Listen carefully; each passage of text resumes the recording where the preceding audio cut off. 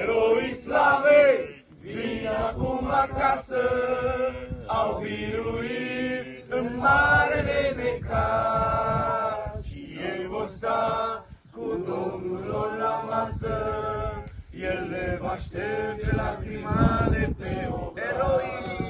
Eroii slavei vin acum acasă, au biruit în marele necaz. Și ei vor sta cu Domnul lor la masă, El le va șterge lacrima de pe ochi.